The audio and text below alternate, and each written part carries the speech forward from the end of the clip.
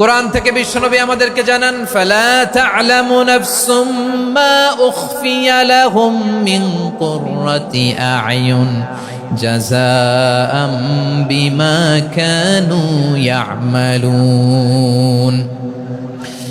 মানুষের কর্মের প্রতিফল হিসেবে কত চমৎকার জান্নাত রব্বুল আলামিন নাজ নেয়ামত দিয়ে পরিপূর্ণ করে আমাদের জন্য প্রস্তুত করে রেখেছেন। পৃথিবীর কোনো মানুষ সেটা জানে না। পড়েন সুবহানাল্লাহ।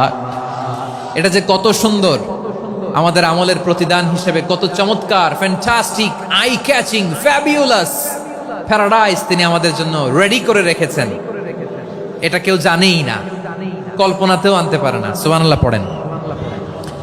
আবার হাদিসে কুদসিতে বিশ্বনবী ফরমান, রব্বুল আলামিন বলেন, আ'দাদতু লিইবাদিয়াস সালিহিন মা লা আইনুন রাআত ওয়ালা উযুনুন সামিআত ওয়ালা খাতারা আলা কলবি বাশার।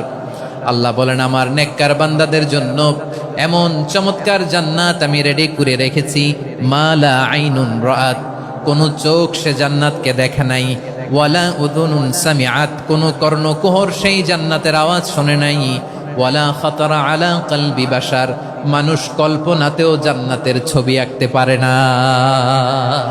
সুবহানাল্লাহ, কল্পনাতেও ছবি আঁকতে পারে না। পৃথিবীর যত বিখ্যাত বিখ্যাত ডিজাইনাররা আছে সবাইকে একসাথে বসিয়ে যদি আমরা বলি, জান্নাতে যে চেয়ারের মধ্যে আমরা বসবো, এই চেয়ারের একটা ডিজাইন করেন তো, কোটি কোটি ডিজাইনকে একসাথে করা হলেও জান্নাতের একটা চেয়ারের ডিজাইন হবে? প্রিয় সিলেট, আওয়াজ করে বলো, জান্নাতের একটা চেয়ারের ডিজাইন তারা করতে পারবে না। কেমন জান্নাতে আমরা যাব?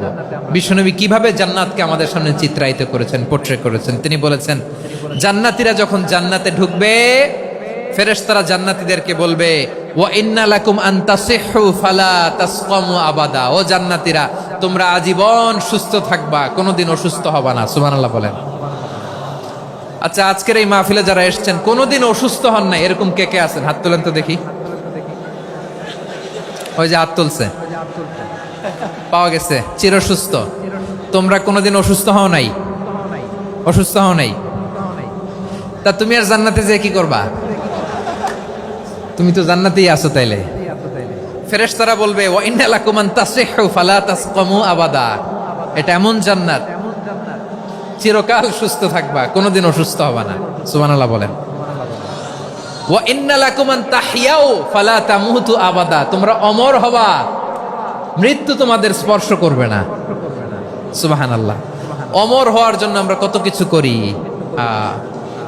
জান্নাতে গেলে অমর হওয়া যাবে, ঠিক কিনা বলেন? তোমরা চিরকাল বেঁচে থাকবা, তোমরা আর মরবা না। ওয়া ইন্না লাকুম আন তাশিব্বু ফালা তাহরামু আবাদা। তোমরা চির যুবক থাকবা, আর বার্ধক্য তোমাদের স্পর্শ করবে না। সুবহানাল্লাহ বলেন।